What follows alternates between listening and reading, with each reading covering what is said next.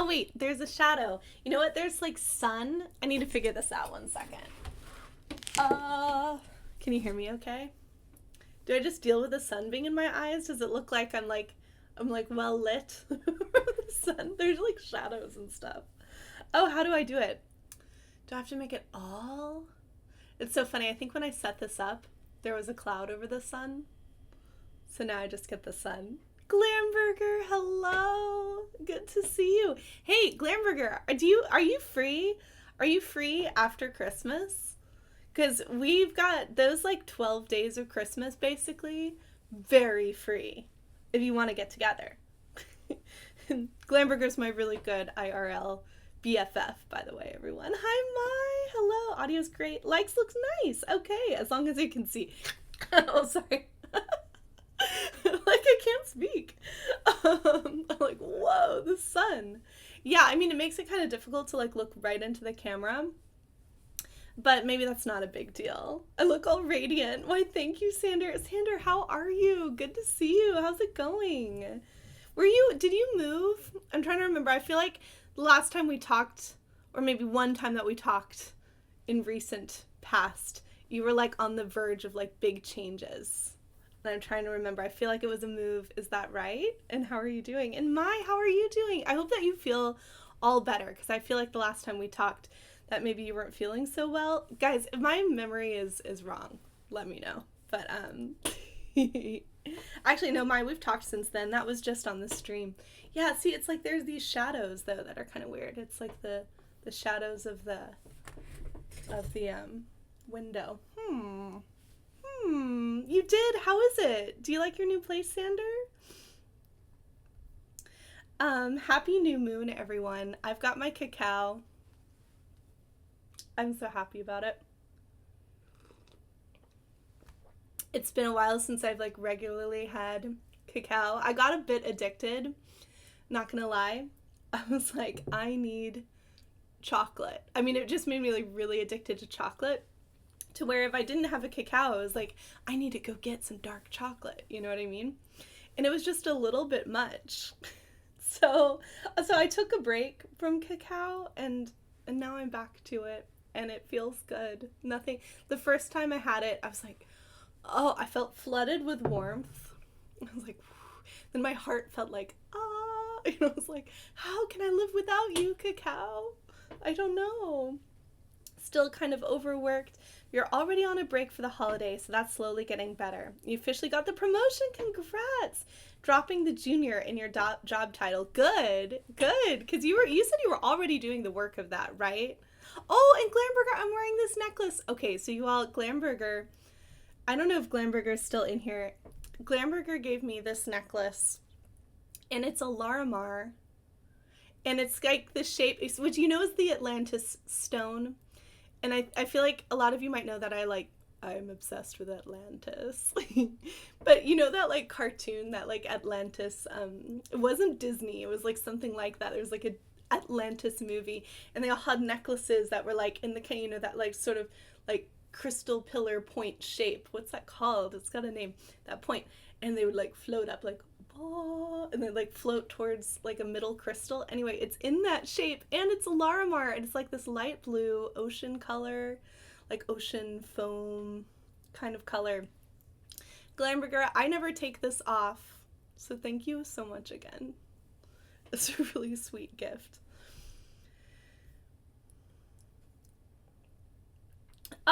You've since lost your job, back to that grind. Oh, Sander, I hope that something better is on the horizon. Actually, you know, I feel like the themes that we're going to talk about today is really fitting for that sort of challenge.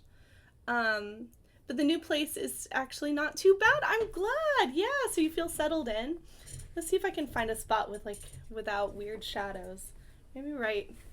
Like, we might just have to deal with it. You got bumped and came back just in time to hear this. I'm glad you got the reference. I mean, yes. It's so good. It's so good. Thank you. So if you got bumped at Glamburger, I was asking, are you free any of the like 12 days of Christmas, like the 12 days after Christmas? Because we're pretty much off. We've been so busy. And then we're going to have almost a 2-week stretch of like, anyway, so we should figure out how to get together. Proving you can do the job before it reflects the title. Oh, that makes sense. Yeah. Well, hey, you did it. But yeah, that waiting period of like having to do the work and not quite like being sure if you're going to get it. I can see that being kind of frustrating. I'm so glad you're on the other side of it. But still overworked, of course. Oh my goodness. Casey, how are you? Hello. Sorry for this weird lighting. You know what? Maybe I should just try to pull down the curtains and see if the camera adjusts and if it makes it to, because it is kind of like, oh, if I look in the camera, then I see the sun. So let's see here.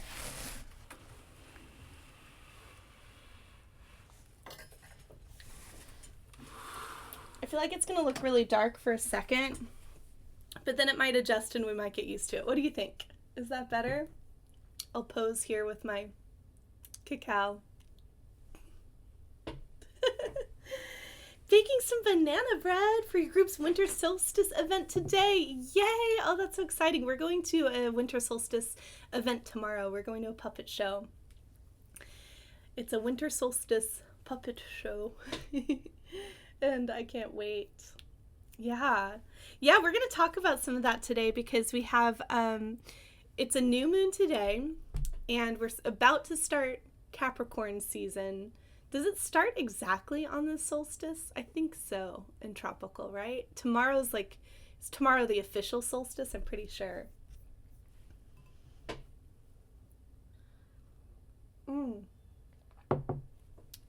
It's so good to see you all. Oh my goodness. I'm so happy. Okay, so shall we get started?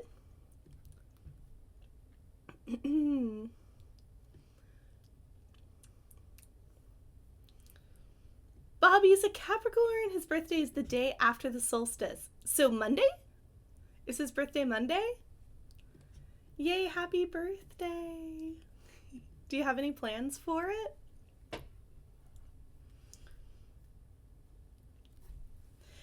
Yeah, we pretty much, like last night we went to a play. Today we're going to the Nutcracker, just Arthur and I. Tomorrow we're going to the Solstice Puppet Show. Monday, what's Monday? There's something on Monday. Oh yeah, Monday we're getting together with our neighbors and we're doing sort of like a Christmas dinner. And then Tuesday we're going to a play. And then Wednesday's Christmas Eve. And oh, there's this lovely tradition around here on Christmas Eve, because we're around like amongst a lot of farms. And a lot of the farms do this, so we kind of have to choose where we're going. But we're going to a friend's farm. But basically you come as the sun is setting, which is pretty early in the day here. It's like 4. As the sun is setting, actually 3, I think we're supposed to go at 3. As the sun is setting, you go and you sing Christmas carols all around the farm to kind of bless the land and to all the farm animals. It's really sweet. I'm like, oh, I love this. Last year we did it in deep snow. We had deep snow the past few days and it just melted yesterday with the rain. Oh, you're going to a nice dinner with his dad, brunch with his mom. Fun! You went to Florida last weekend for a celebration by yourselves. Oh, how was it? I hope that went so well. You got some time at the beach, I hope. So Glamburger is an actual mermaid, you all. And also, Casey, I am so glad to hear that your group is still going so strong and that you're celebrating all the points of the Wheel of the Year together. Do you celebrate the moons too? Do you get together on the full moons?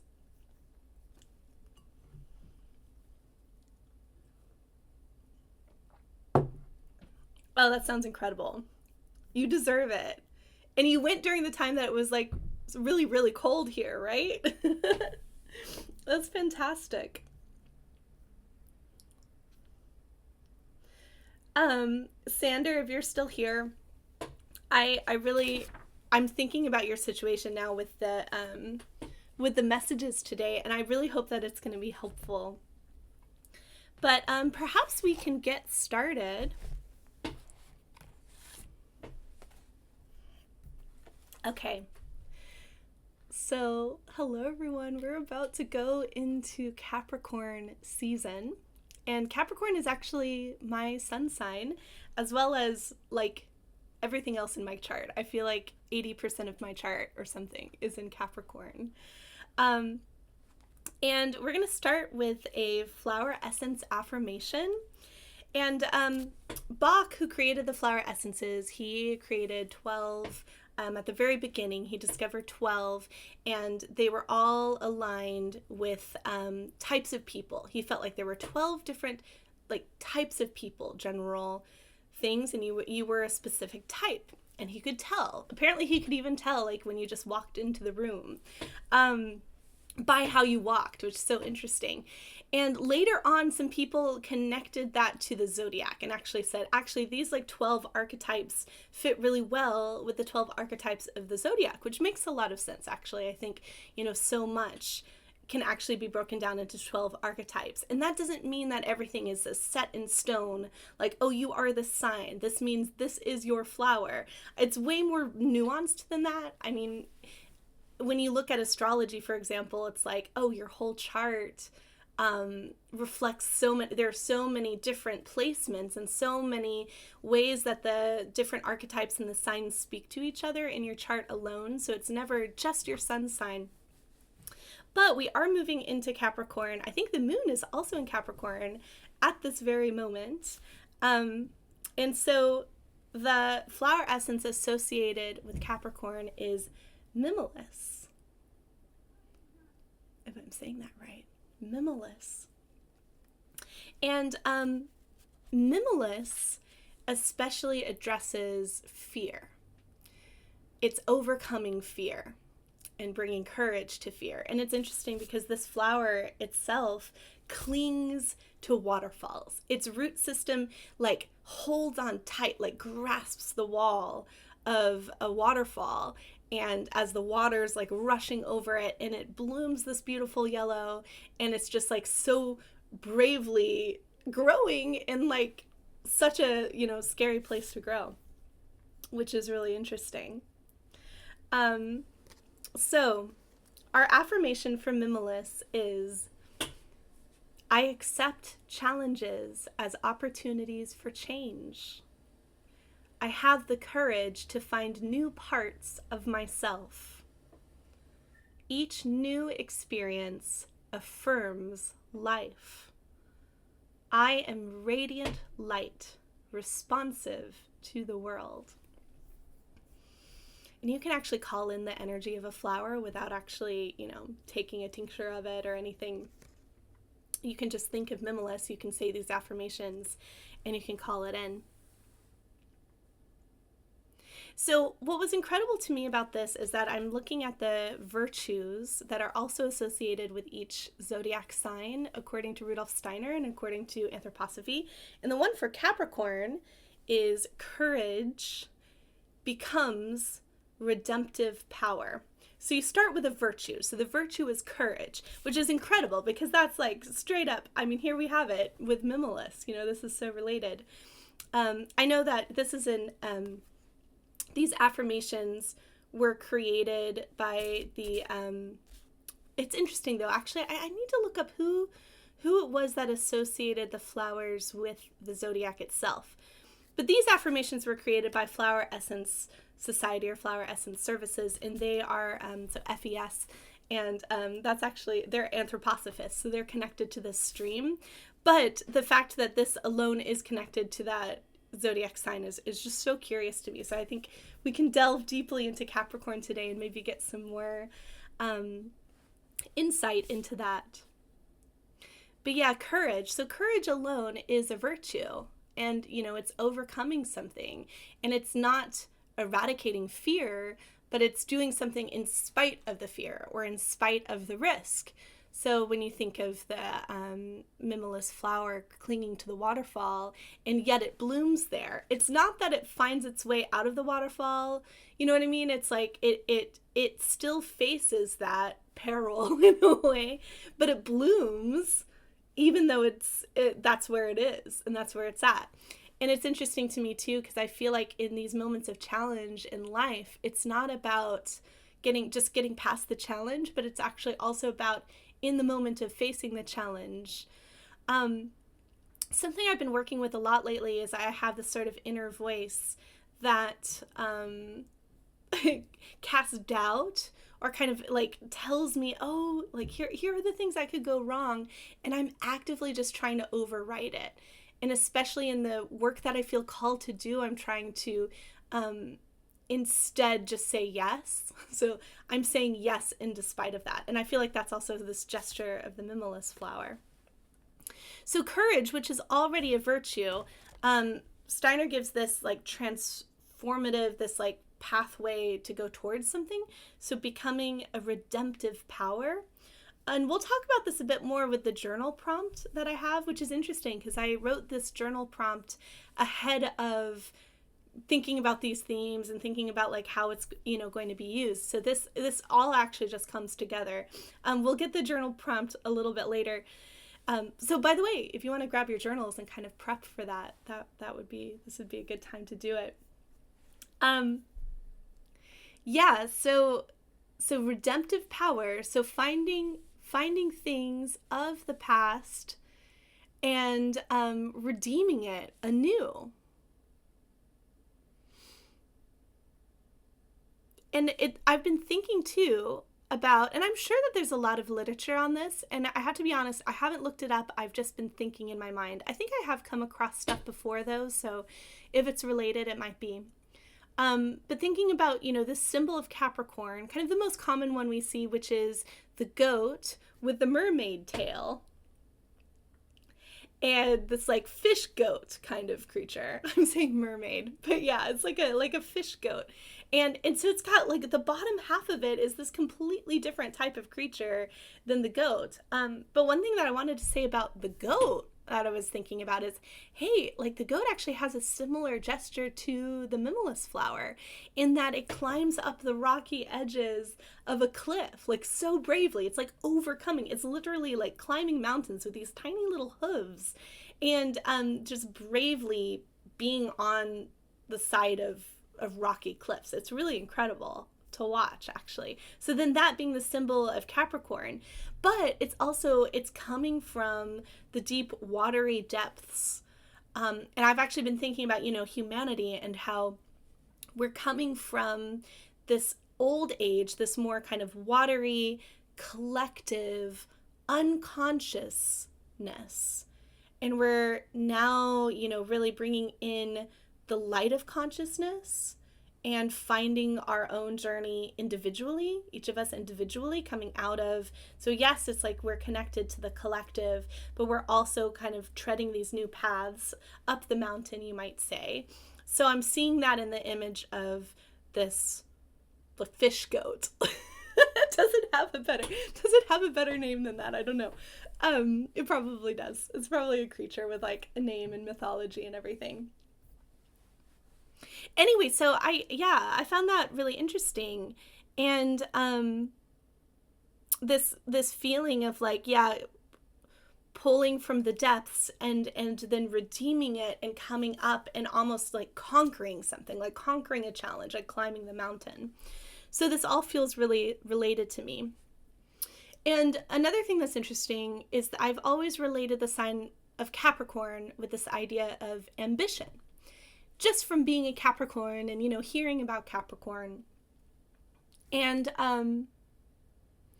ambition could also be seen as this, as like finding your individuality and your individual path and journey and and climbing those heights and facing fears and facing challenges along the way. But what's interesting, and that would take courage. So there, you have the virtue of courage there.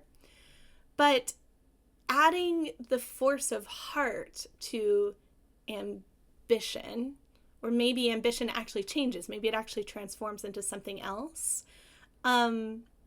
So it's not just for you. It's for a higher purpose. It's like you're climbing the heights for a higher purpose. So there's this incredible book, The Light on the Path, an essay on karma. Here it is. And I have it here. And I've just started at the very beginning of this. It's one of those things, it's this very tiny pamphlet. And I've just started here at the very beginning, and I feel like it's one of those things where you read like a sentence, and then it's going to take you a while to work through that sentence alone. But it's a list of, it's called rules. Like the first thing it says actually is, these rules are written for all disciples. And the first rule, number 1, is kill out ambition. And I kind of want to read it to you because this is really interesting. But I feel like I have to start from the very beginning because there's sort of like a little introduction before we get to the first rule. These rules are written for all disciples. Attend you to them. Before the eyes can see, they must be incapable of tears. Before the ear can hear, it must have lost its sensitiveness. Before the voice can speak in the presence of the masters, it must have lost its power to wound. Before the soul can stand in the presence of the masters, its feet must be washed in the blood of the heart. So that introduction, actually, I'm still working with that. I'm still kind of trying to learn and figure that out because there's so much there. But so far, what I've been finding with myself is this idea of those like kind of personal emotions and desires and preferences and things like that, in terms of being less sensitive or less. It's like kind of moving through, piercing through that, rather than being overtaken and overcome by those things. We're piercing through and going beyond them. So before you can stand in the presence of the masters, you must like have it's not that you've eradicated it, but like you've moved past it, you've pierced through it. And then we get to the first rule, which is kill out ambition. And it says, note, ambition is the first curse. And here we are at the start of the year with Capricorn. Ambition is the first curse, the great tempter of the man who is rising above his fellows. It is the simplest form of looking for reward. Men of intelligence and power are led away from their higher possibilities by it continually. Yet, it is a necessary teacher. Its results turn to dust and ashes in the mouth, like death and estrangement. It shows the man at last that to work for self is to work for disappointment. But though this first rule seems so simple and easy, do not quickly pass it by. For these vices of the ordinary man pass through a subtle transformation and reappear with changed aspect in the heart of the disciple.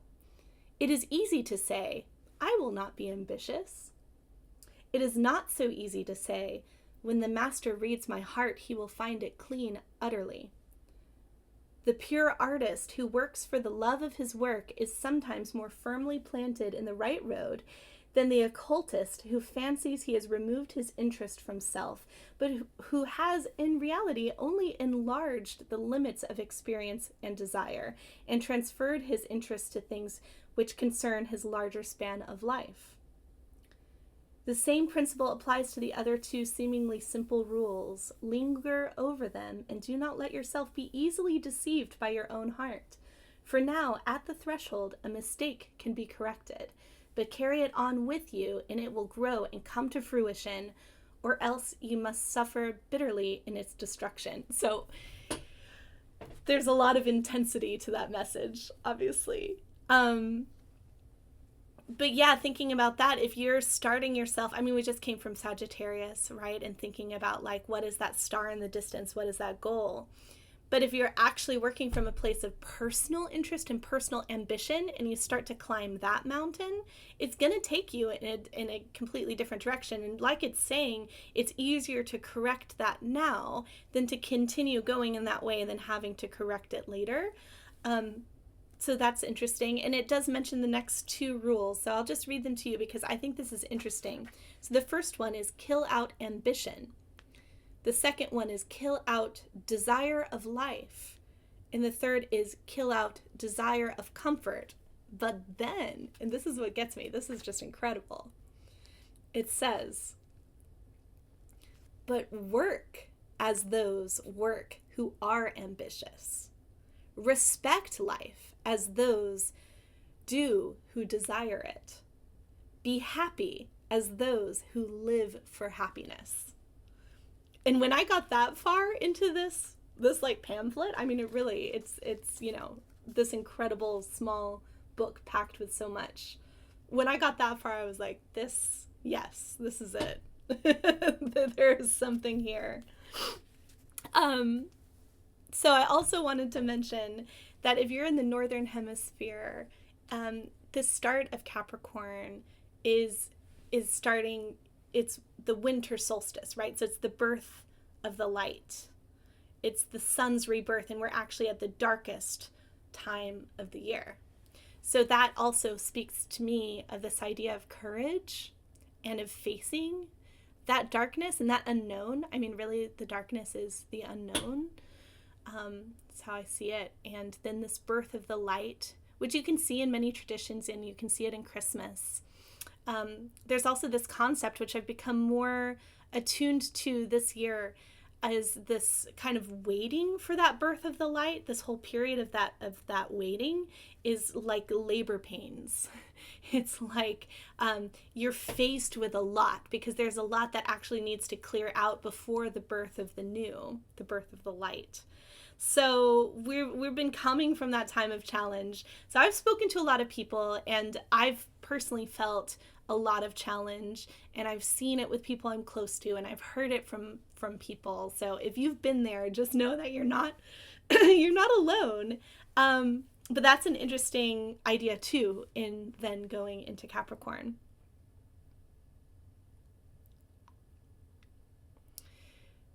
So yeah, that's kind of those have been what I've been thinking about with Capricorn.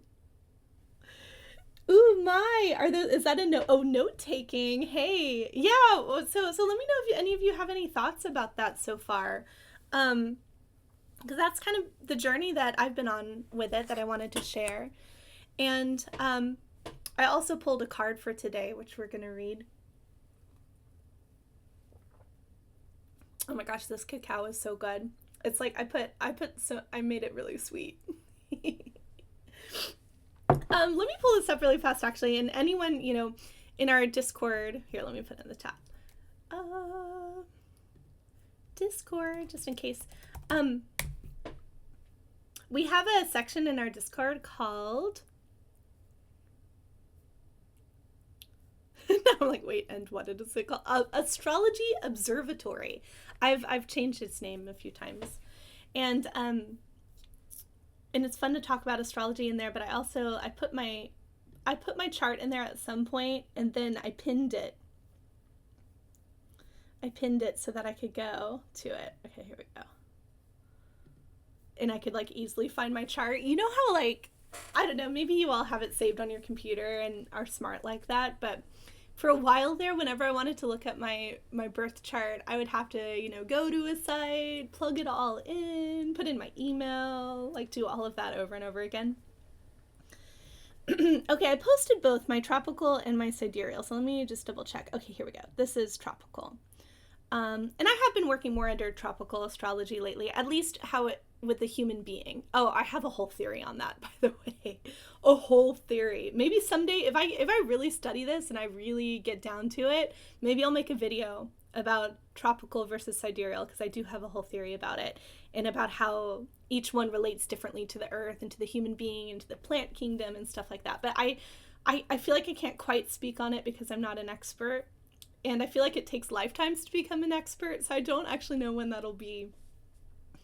Okay. So I'm going to tell you, and let me know too if you want to share anything that you have in Capricorn. But yeah, I have 1, 2, 3, 4, 5, 6 planets and what's the word? Aspects? I'm showing my astrology ignorance. I'm not like someone who can look at a chart and just really read a chart. But I have six important things in Capricorn. Including my Mars. Here, let me pull it back up. Sun. Mars. I think that's Oh yeah, definitely Mercury and Mars. And I want to say, yeah, that's Neptune there. Uranus, that's the one with the two. Some of these, like a whole, whole generation is in. Okay. Anyway, I have a lot in Capricorn. All right, so I'm going to read you this card. I pulled it from the Mother Mary Oracle. This is actually my very favorite deck by Alana Fairchild. And I pulled it for today. And I was so blown away. It felt so fitting. It's Our Lady with the moon at her feet. Our Lady with the moon at her feet. And when I saw this, I thought, wow, this is so incredible, because it's making me think of what we were talking about earlier, actually, with the goat, with this image of the goat with the fishtail, and the sort of watery, collective, more unconscious, more dreamy. That's what we're coming from, and we're actually redeeming, through our new passage forward. But this is connected to the moon.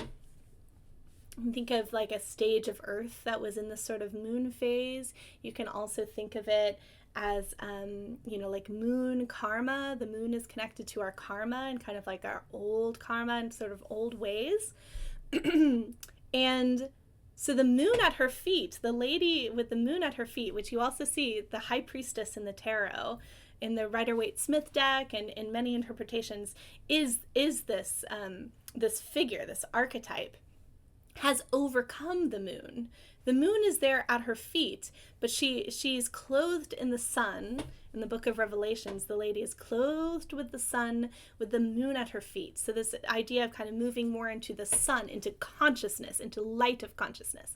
And this is at the darkest point, that birth of the light, right? So this light of consciousness that shines light into the unknown and into the unconscious, which is still there. And I'm not saying that that's like bad or anything, but it's just about different phases of humanity. So the lady with the moon at her feet, she's overcome the moon, clothed in the sun, and she wears a crown of 12 stars. And those stars are the zodiac, or those 12 archetypes that we were talking about. So I just thought, what an incredible card to get. So I'm going to read this to you. And this is by Alana Fairchild. And we can talk about it along the way too. So it starts with a message. I have heard your heart prayers. I have heard you calling to me silently, in suffering, wanting to let go and grow, and finding that despite all your effort, still you endure endure. It is as if you are sinking when you want to rise, falling when you want to fly. I come to you now with the moon at my feet and ask you to put your trust in me. I will help you outgrow that which no longer serves, so that what you struggle to attain now, through effort, in time will come naturally to you. Have faith. What you want is possible, and I will help you get there. So even just that first message here with a card, it's incredible, because just what we were talking about being in that stage, waiting for the birth of the light, the sort of the labor pains, the needing to shed certain things, and things come up that we have to release to make way for the birth of the new. And also this year, it corresponding with the new moon. I mean, yeah, so much possibility there. But also, I forgot to mention earlier too, that the archetype, the figure of the woman, the lady with the moon at her feet, clothed in the sun with the 12 stars on her head, she's also giving birth. She's giving birth to a child, and that is the new, she's in labor pains, like again in the story. So this just seems so perfect. And this idea of like putting your trust, what does it say? I will help you outgrow that which no longer serves, which we've probably been facing, probably seeing. And have faith. There's a part where it says, oh yes, and I ask you to put your trust in me. So in facing our fears, It's putting our trust in something higher and something greater and something deeper, bigger than ourselves. Okay, so I'm going to read this oracle message to you. It says, the power of habitual consciousness is mighty indeed.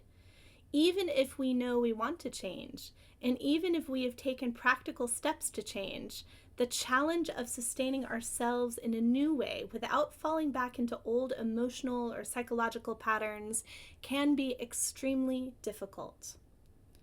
This is especially so if what you are seeking to change has been part of your core wounding this lifetime, becoming a habit that seems impossible to break, no matter how much you may want to do so. And that feels like this idea of like redeeming the old. It's like, what are our old patterns and the old things that we do, we cling to, and how can we in a way redeem that? And I see that as the blooming of the flower, the blooming of the mimulus flower.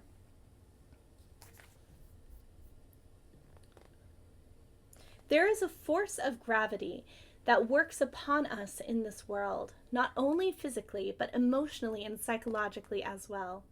It is why, despite tremendous desire and effort, change can be difficult most times, and sometimes even seem impossible at other times.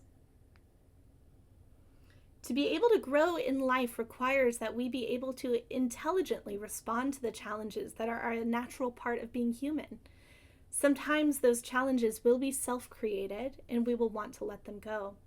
These might include coping mechanisms that aren't really helpful for us, such as addictions or shutting people out and withdrawing into the solitude of suffering, or disassociating through compulsive behaviors that undermine our self-esteem and emotional or even financial well-being.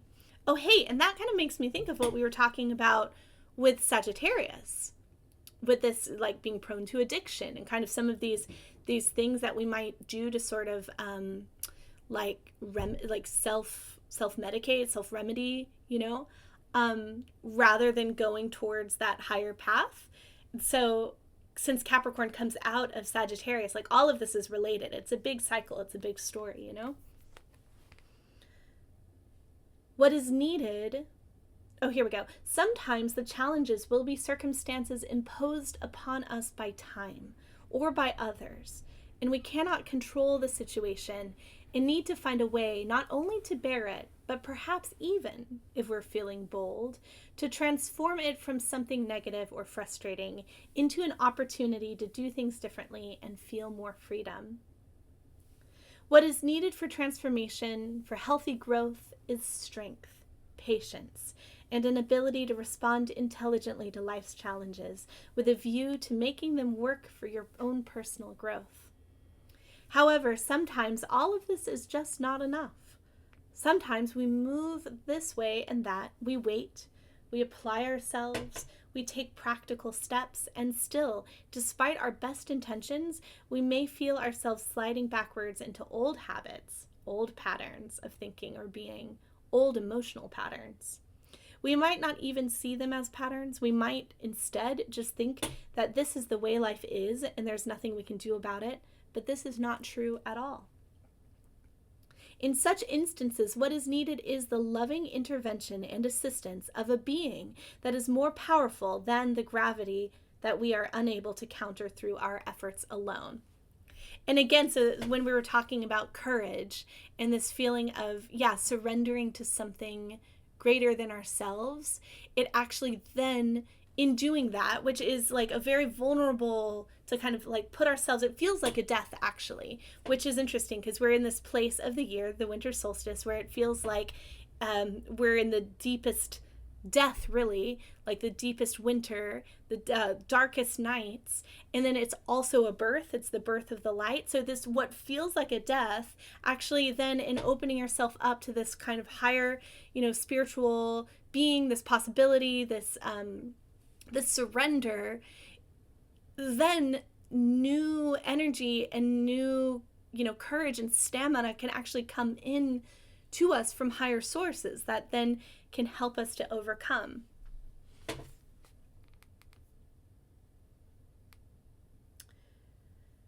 There is no shame in this. In fact, there is wisdom in recognizing when help is needed and accepting it.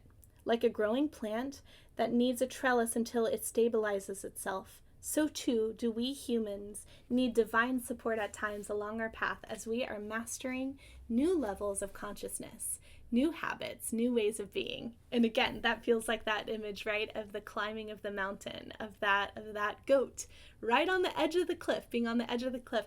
I remember actually when I was, learning a lot about performing, something that was really kind of drilled into me, actually like said a lot, was being just run at the edge of the cliff, be at the edge of the cliff. And I think that was very difficult. It's like, oh wow, all the insecurities come up when you're like, I'm just gonna throw myself out there and do something that makes me really uncomfortable, but really actually that's what it takes to perform and be an artist at that level.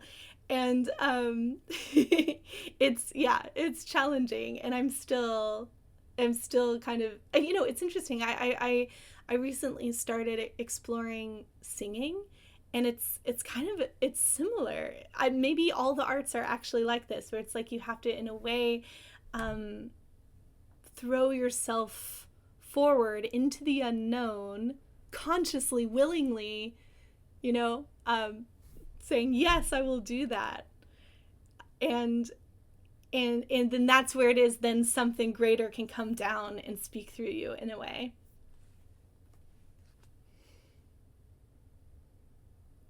If it was easy, everyone would be living exactly as they wanted to be living without any struggle. Clearly, this is not happening in the world as often as we may wish. But also, I want to throw in there, it's like we didn't come to Earth to have a perfect experience. We came to struggle. We came to bear it, to be, in this, to overcome things, to have what we need to grow.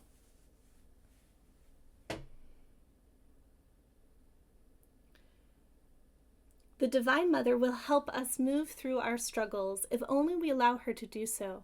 Her being, her love, is more powerful than our greatest forces of habitual consciousness and behavior. The miracles of her healing can transform even the most stubborn pessimist into an active optimist. That's also an active practice, right? Positivity, finding the positive even when you're like really struggling, you're in the unknown, you're in the pain, you're in the state of shedding. Our Lady with the moon at her feet comes to us when we are attempting to outgrow, through inspiration, hope, love, bold, spiritual daring, or big dreams, that which seems to be holding us back or impossible to change.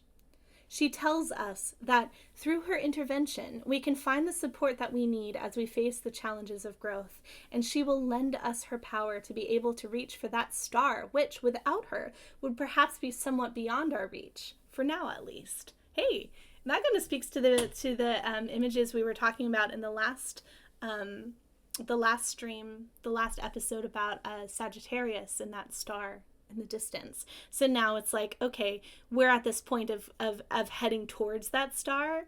Again, this idea of Capricorn and again, ambition, where it's like, okay, now that we're heading towards it, we actually face those challenges, those tests, really, of like, and who are you doing this for? Are you doing this for yourself? Like, or like, where is this coming from? Those sort of tests of ambition. She also tells us that if we're feeling boxed in or diverted from our higher purpose in life, she will help us. She asks us to pray to her and to know that what is now is not what must always be. Transformation and healing is possible, but you must trust her. You must place more faith in her than in what appears to be an insolvable or recurring difficulty. This oracle is a wild card in the deck, in that it empowers and strengthens any other message that you receive. If you receive this card on its own, it is enough, but if you choose another card as well, this card asks you to pay extra special attention to the guidance in the other card you choose. Well, this is less relevant to us, right? Because we just chose one card and this is what came. But that's interesting to me, actually, like this card being a wild card, because it's like this is that moment of total unknown, right? Where it's like right before the birth, in the darkest of not knowing. Again, in the winter solstice, in that turning point. the birth of the light, Christmas, this wild card of like, and what will be? I don't know. Anyway, I don't know if that's relevant. It's so interesting to me that is the that's what this card is considered in this deck. There's also a little bit of a meditation, a healing process, and affirmation. And yeah, I would just really recommend this deck. I think we're not going to go through that right now, but I do really recommend this deck. I use this deck personally for myself. So once again, that's the Mother Mary Oracle by Alana Fairchild.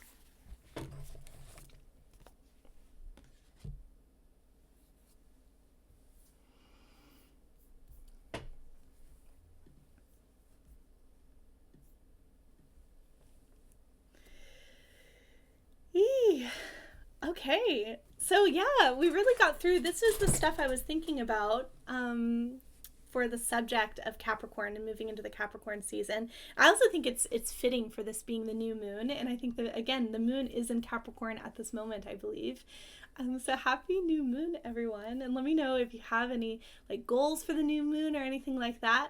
Oh, I should also mention too that if you have channel points, if you want to redeem an oracle card for yourself or a tarot card, actually I added that option, so it could be oracle card or tarot card.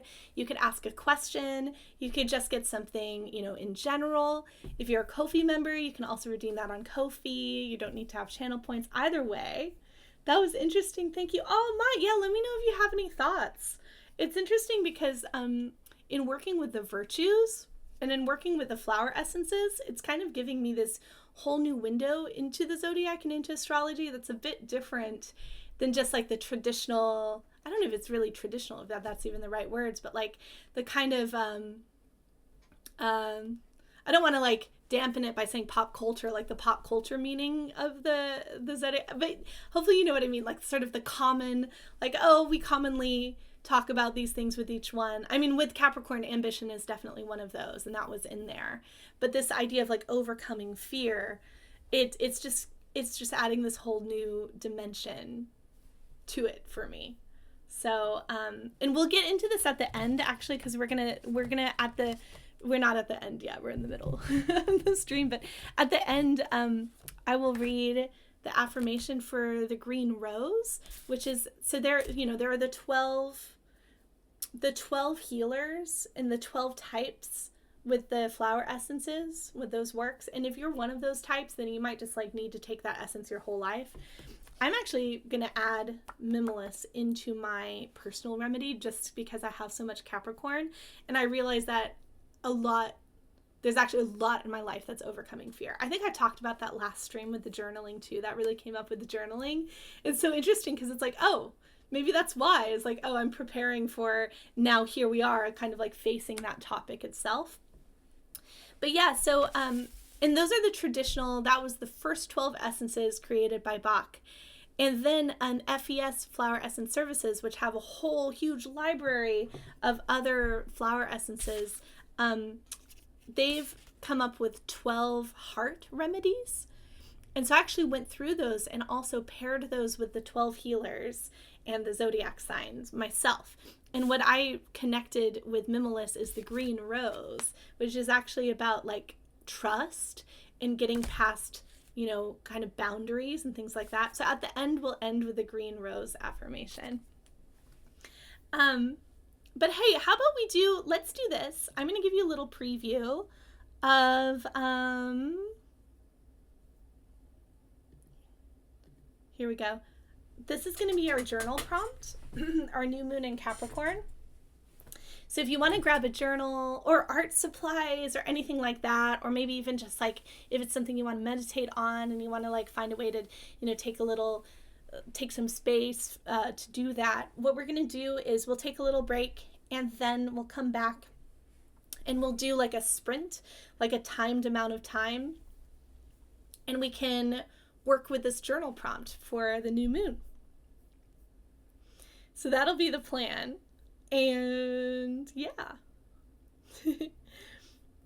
Okay, so once again, let me know if you have any thoughts. If you want to redeem any cards, we can read those when we come back from the break. But yeah, let's have a little ad break and I will see you on the other side. I'm going to refresh my coffee, and it's kind of cold, so I'm going to heat it up. That's my plan. All right. See you in a moment. Hello everyone, Violet here, and welcome to my channel. Whether you're brand new here or a longtime subscriber, I started creating content in 2020. I started with planner content, Plan With Me live streams, and then I moved into reading tarot via live stream. If you want to book me privately for a private intuitive card reading, you can do so via my Ko-fi page. I decided to take my readings off stream so they'd be a bit more private, and I would love to meet with you. So you can get a reading from me via Ko-fi, and there are two options. You can get one that is a written or a video reading that I take your question on my own, I create it and get back to you.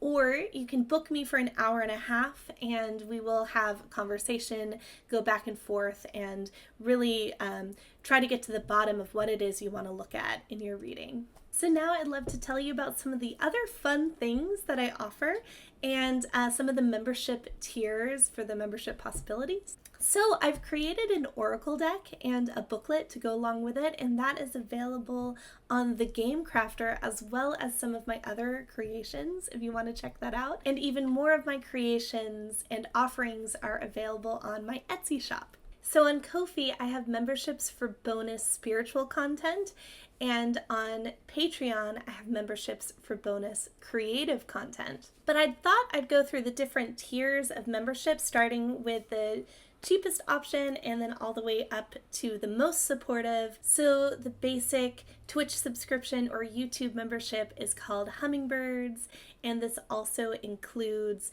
discounts in my Etsy and Ko-fi shops, as well as any entrance into giveaways if I do a giveaway, and access to a private Discord channel. And then, of course, if you subscribe on Twitch or become a member on YouTube, you also have access to emotes and badges and all of the fun stuff that comes with those types of memberships. Also, as part of the Hummingbirds tier and Birdie's Besties, which we'll get into in a second, and going up pretty much any of those, you have access to my full archive of YouTube videos.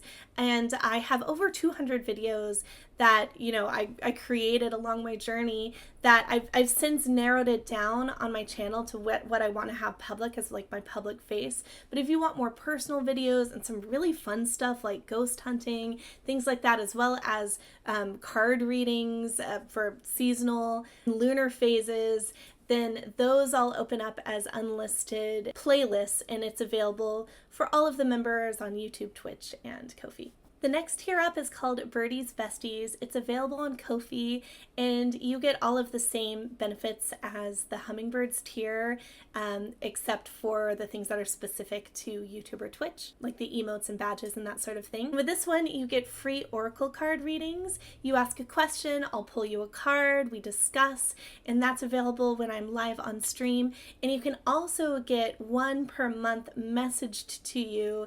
You can send me your question and I'll message you an oracle card and we can talk about it each month. So next we have the Constellation Club tier, and this is for people who really want to get into developing themselves spiritually and learning about esoterica. I'm really into classical esoterica. I've created a bunch of resources and documents that's available for anyone on that tier, and writing and very helpful stuff, journal prompts for the different lunar phases and everything like that. And I also offer private live stream Q&As where we can talk about anything's on the table, spiritual topics. And I don't like to talk about some of this stuff publicly as much because it can go really deep and it can take time to explain, and it can also be confronting to people. But I do have this available for Constellation Club members. I am deep into years of research in classical esoterica and mysticism, and anytime I get 5 questions or more, I will do a live stream, up to one a month, and catch all of your questions. And there's a form that you can submit the questions through. You can use your username, or they can be anonymous, and you can submit as many as you want. So you can even submit 5 and we'll go live and we'll do a Q&A. And then anyone who's able to show up from the Constellation Club will also be able to ask questions during the Q&A as well. Constellation Club is available on Ko-fi, YouTube, and Twitch, and includes the benefits from the previous tiers. At the same price point, we have the Creativity Companions on Patreon. So on Patreon, you continue to get the discounts, entrance into giveaways, and that sort of thing. But this one is more on the personal and creative side. So you'll see updates on my art projects and creative stuff. But the biggest thing I offer on there too is access to my first novel that I actually wrote almost entirely on live stream and edited on live stream. So people here, you're all part of my journey with this as well. And the whole thing is available on Patreon, so you can read it, and it's organized by chapter. I also offer on here personal Q&A, so you can use a similar form to the Constellation Club to submit a question, and I will make a post or make a video or something like that on my Patreon to address the question, any reasonable question. And then we have the Card Slingers tier, which is my tarot course. And the Card Slingers membership is available on Ko-fi, YouTube, and Twitch, and includes the benefits from the previous tiers. I would love for you to be a part of my tarot course. As a tarot reader with many years of experience, I've read for hundreds of people, I've built up a tarot business both online and in person. This has really been the culmination of how I see the system and how I can see it being the most graspable, especially if you're new, and also going deep for if you're already a seasoned reader as well. So this is available as a $25 per month membership. All of the links and details are down below. It's really something that you could choose to go all the way through and complete in 1 month, or you could have access to it as long as you'd like. This includes 22 video lessons in which we'll go through each of the cards of the major arcana, but then also the cards themselves, the characters of the cards, the archetypes of the cards, they have something to teach us about the rest of the tarot system. So we learn the entire system of tarot, as well as techniques for giving readings, building a business, creating spreads, choosing a deck, all sorts of things like that included on this journey in a very organic way that follows the system of the tarot itself. Each lesson also includes a summary and some journal prompts and reflections and activities that if you then email to me, you will earn a certificate at the end. Also included is access to a private forum just for Card Slingers students on my Discord, beautiful Discord community, where you can chat with people, you can chat with me, you can discuss what you're learning, and you can also read for each other and do some practice sessions. Also included in this are all of the benefits from previous tiers. All right, thank you so much for watching this video. I really appreciate you being a part of the channel and, supporting in any way, whether that's engagement or being in the community on Discord or, supporting in some of these bigger ways. All of it means the world to me, and just thank you so much for being along this journey with me. I will see you next time.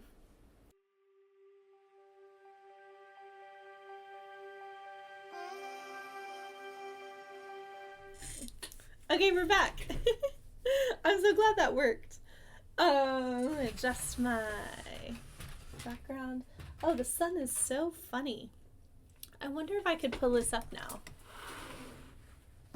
Does it make weird shadows? Kind of. I think it's fine though. I think it's better. Welcome back, everyone. So yeah, we're gonna do some journaling. And I've got my new moon in Capricorn prompt. It's so interesting because I was like, oh, we're talking about Capricorn, but I was convinced, like, oh no, the moon must be in Sagittarius because we're in Sagittarius season. It was the new moon, but I saw that it crossed over, at least on AstroSeek, it said it crossed over last night. So the new moon, I feel like, was in a way almost split between the two signs. So we're going to go with the new moon in Capricorn prompt that I had. All right, so I hope that you have your journals. Also, Mai, thank you so much for your help and everything. And I just want to quickly say to everyone that in between last stream and this stream, I got a reading from Mai, and I know I put it in my Discord, but Mai is just so incredible with readings, and I really, really, really, really, really recommend them. And your stream, and your channel, and everything. YouTube, you're doing incredible work on YouTube. And I just appreciate you so much. And it means so much that you're here. You have way too many of those projects. Wait, which projects? Oh, what it's talking about in the prompt. I know, right? Yeah. All right, so yeah, let's read this journal prompt. Okay. So again, this is interesting to me. I think I mentioned earlier that I had written this journal prompt before going into the themes of what today was going to be. I actually wrote it a few months ago. So this idea of courage being becoming redemptive power, and that being this virtue for Capricorn. And here's the journal prompt for this very time. And the prompt is, so grab your journals if you would like, or you can, save this for later. The prompt is there a project that came to you at one point, inspired from your heart space, that you somehow haven't had the time or space in your life to get going on? Is there something you started but didn't complete? Is it incomplete because it wasn't in alignment, or because a distraction or stressor took its place instead? Come up with a plan to start a heart project this moon cycle. And I'll also add in there, maybe it's this year. I mean, we're at this turning point of the year where it's about to be a new year. We're at the, point of solstice tomorrow. So we have a card pull to go along with this too, which is what might be blocking me from turning an idea into physical reality. So again, I think this is fitting because we're talking about, what's blocking us, what hinders us, what gets in the way. Oftentimes it is related to fear, but also this idea of redemption of the old into something new with courage. And I think a couple really key points to this prompt to keep in mind is that if you're thinking of something that you were inspired to do in the past, really making sure that it comes from the heart space. So the first line in this journal prompt is there a project that came to you at one point inspired from your heart space that you somehow haven't had the time or space in your life to get going on? And the second point is this question, which I think is really important. Is there something you started but didn't complete? And is it incomplete because it wasn't in alignment, or because of a distraction or stressor took its place instead? And I kind of want to add into this prompt too, or fear. Or is it because of a fear that blocked you, And then if you feel called to come up with a plan to start this heart project this moon cycle, you can.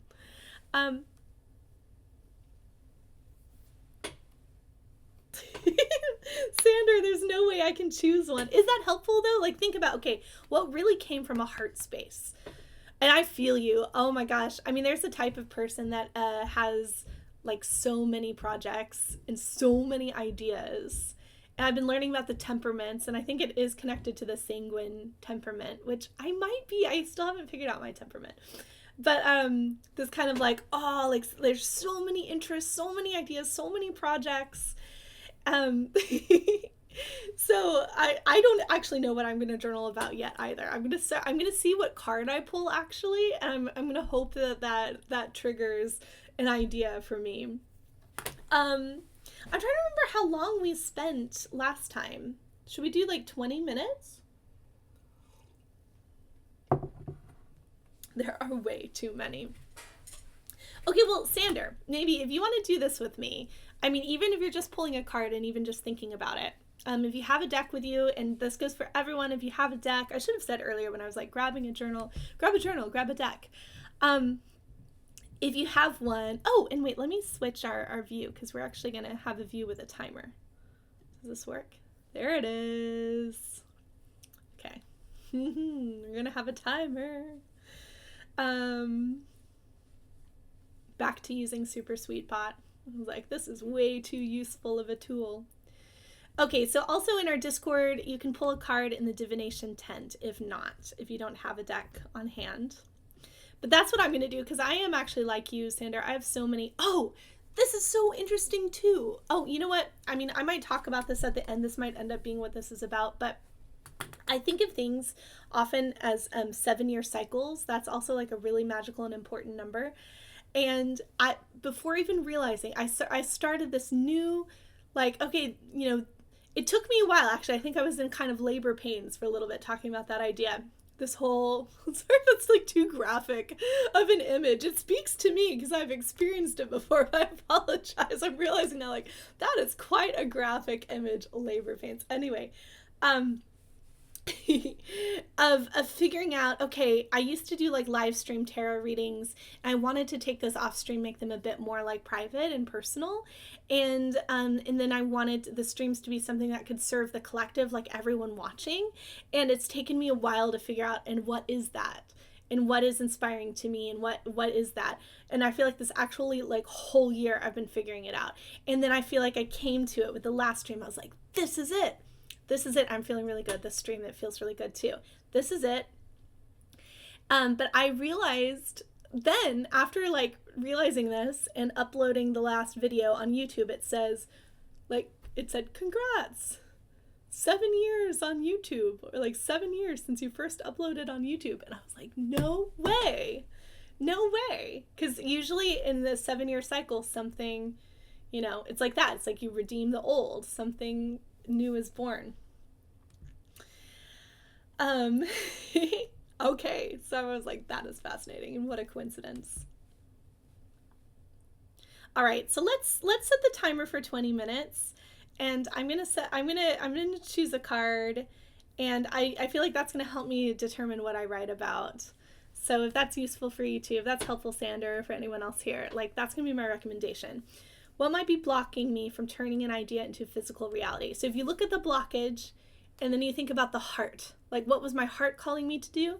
What blocked me? And then that might help you determine which project to think about here. Okay, timer. I'm gonna go 20 minutes. Let's go. I'll be able to type in the chat, otherwise I'll be quiet. I'm gonna put on some music. Let's do it.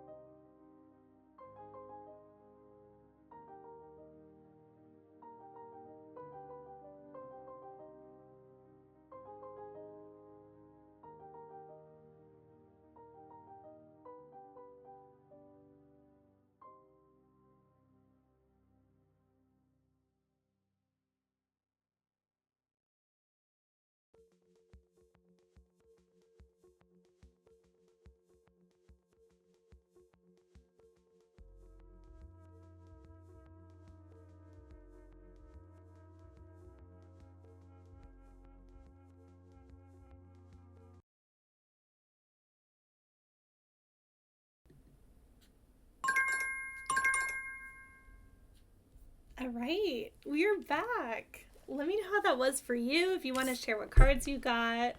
I love how clear and loud your deck was. It's awesome. It was like, actually, no, here are 2 cards. Here are 2 cards. You need the full message. Are you listening? Are you listening? Did any cards jump out to you, Sander, as you were working through your deck? Just curious. Sometimes the cards really want to speak and they're like, bam, here you go, here you go.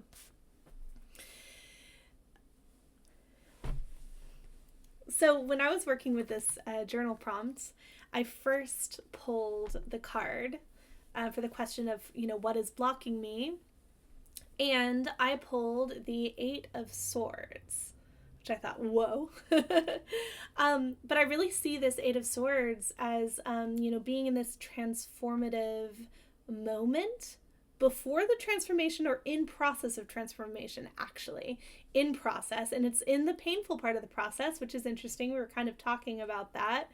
But you almost like, this is in the, Rider-Waite-Smith imagery, the classic imagery of the figure is almost like in a cocoon, almost like ready to break out of this cocoon, is surrounded by swords, which you could also think of as like thought forms. So for me personally, I'm seeing this as like, perhaps what's blocking me from reaching the full reality of whatever it is that's coming is that I'm still in process. And actually, I can't really rush to the end of the process. I can't really know exactly what this is going to look like.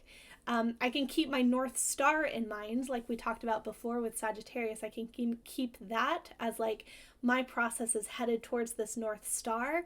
But what am I actually becoming? I actually don't know. And I think that that's interesting with these themes that we were talking about ambition, like releasing personal ambition, which can often be like a set, this is who I want to be. This is what I want to do. This is how I want people to see me. But it is releasing that, and it's allowing the transformation process to take place. And this almost surrender of like, okay, what forces need to be working upon me? And this might be painful, this process, and likely is, of these forces working upon me, but I'm surrendering with trust to the unknown. And I thought this was such a fitting image to get and picture to get for this time again, where it's like we're on the verge, we're on the edge of the birth of the new year, of the solstice, the birth of the sun in the northern hemisphere, Christmas, birth of the light. You can see it in many traditions, many thoughts about this time. So we are in the depth of the unknown, and I am too.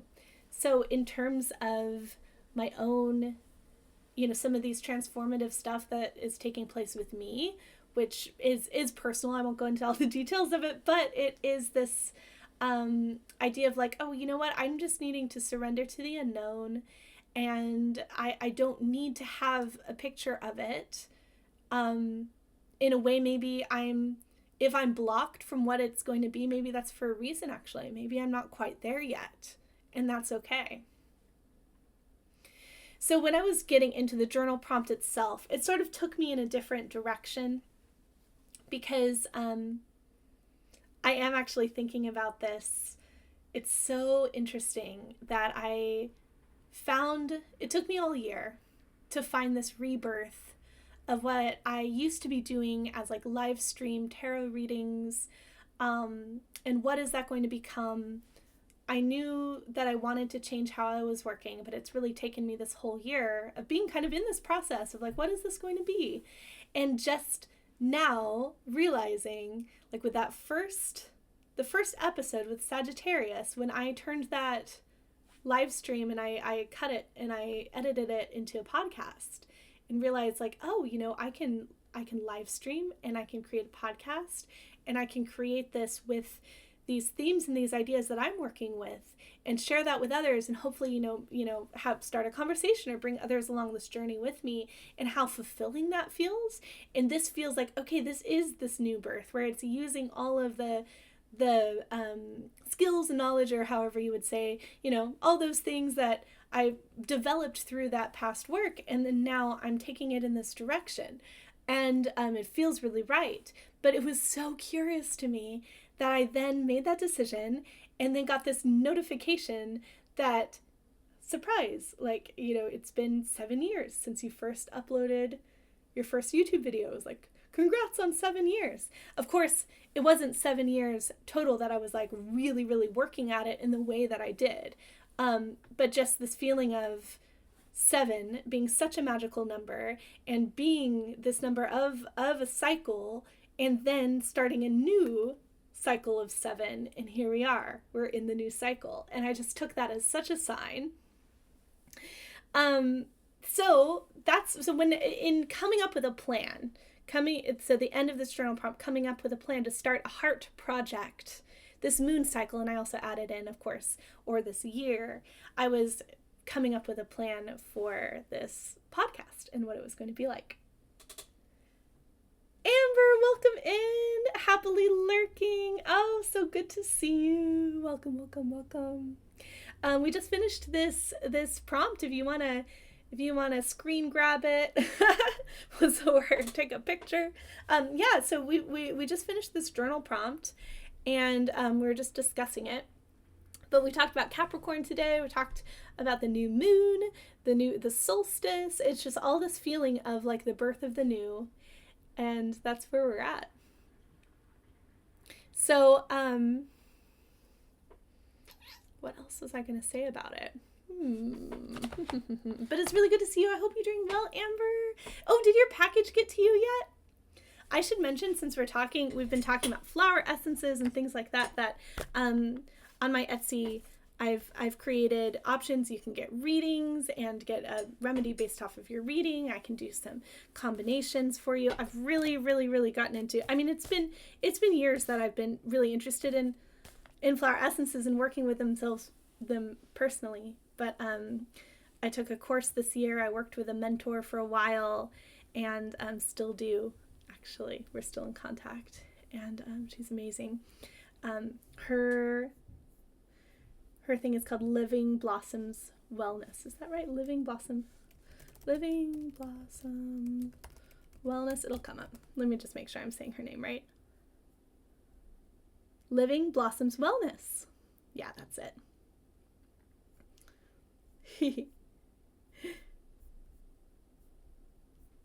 And she's been fantastic.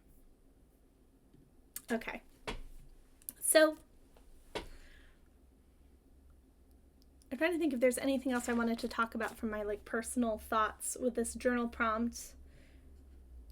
Sander, you sorted out the full deck? Yes, now you need to go through all the cards and decide which ones to keep in your deck for now and which ones don't fit me very well. That is so interesting to see, which decks speak to me at the time. And let's see, you said Terra Volatile. Is that how you say it? Terra Volatile. And Mai, you're working with the Lumia Tarot. And I've really just kind of been sticking with a sort of classic lately, the Rider-Waite-Smith. That's really been speaking to me lately. Was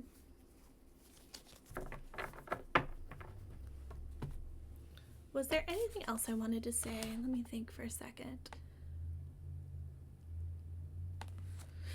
Yeah, so this really made me think too about my own personal flower essence blend and remedy. Actually, I've been working with Elm, and I think with this card that I got, this 8 of Swords, I'm going to keep working with Elm.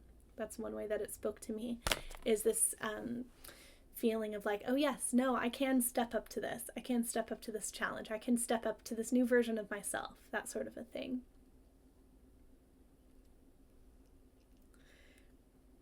So I hope you get a lot out of that journal prompt. I have a lot of fun writing those. And yeah, we're going to close up here with the Green Rose. So this is one of the 12 core heart remedies, flower essences by FES. And I took those 12. I've really been working with those 12 and thinking about those 12. The archetype of 12 is fascinating to me.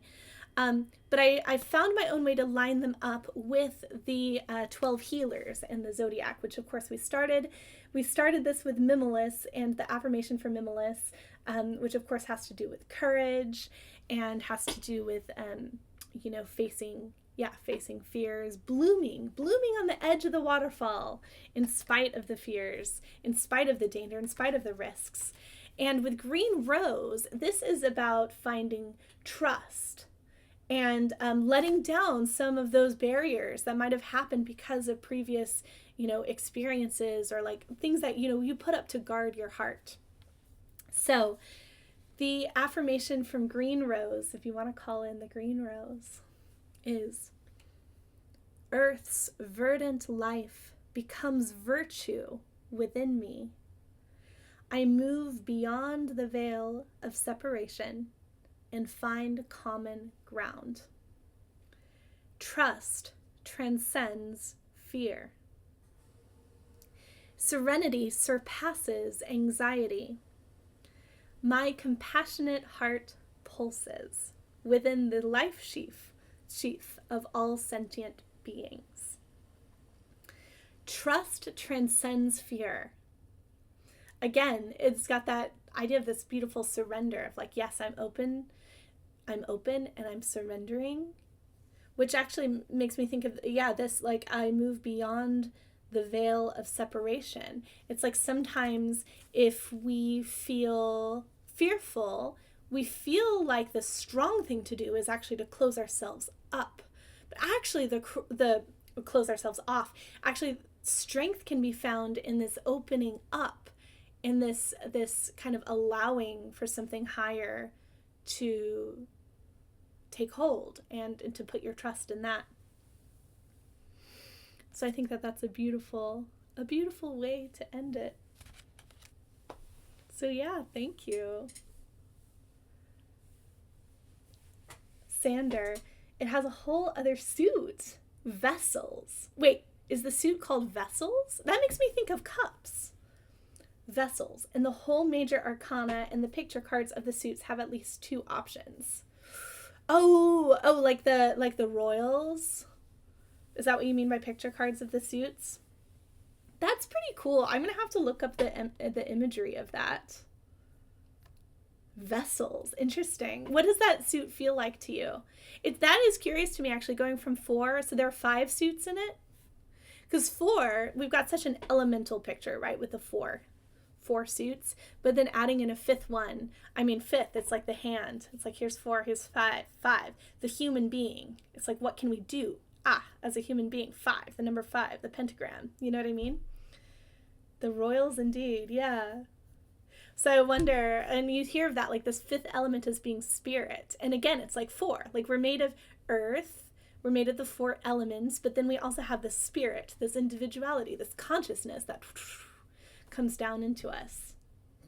That's gorgeous.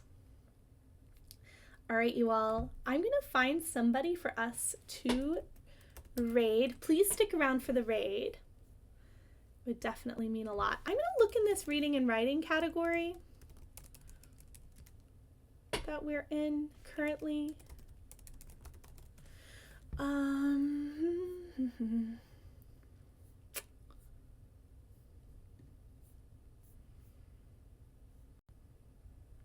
trying to find one in English.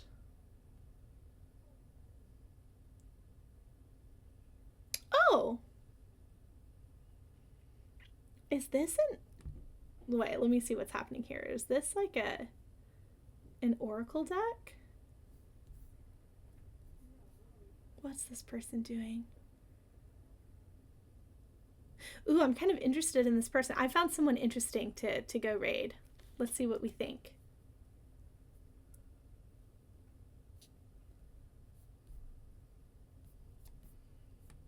Let's set it up. Time for dog walk. My, thank you for this. Thank you for being here. I almost said thank you for the stream, but hey, you really helped. So thank you for the stream, Mai. Thank you for helping me. Yeah, I'm glad I figured out that thing with the categories. My goodness. I was trying to think about what categories do I want to stream to? I think that was my first time streaming to the podcasts and talk shows category. That was fun. Mai, have a wonderful, wonderful dog walk. Vessels do indeed stand for the spirit. I thought so. How cool. Wands, cups, coins, swords, and vessels. Awesome.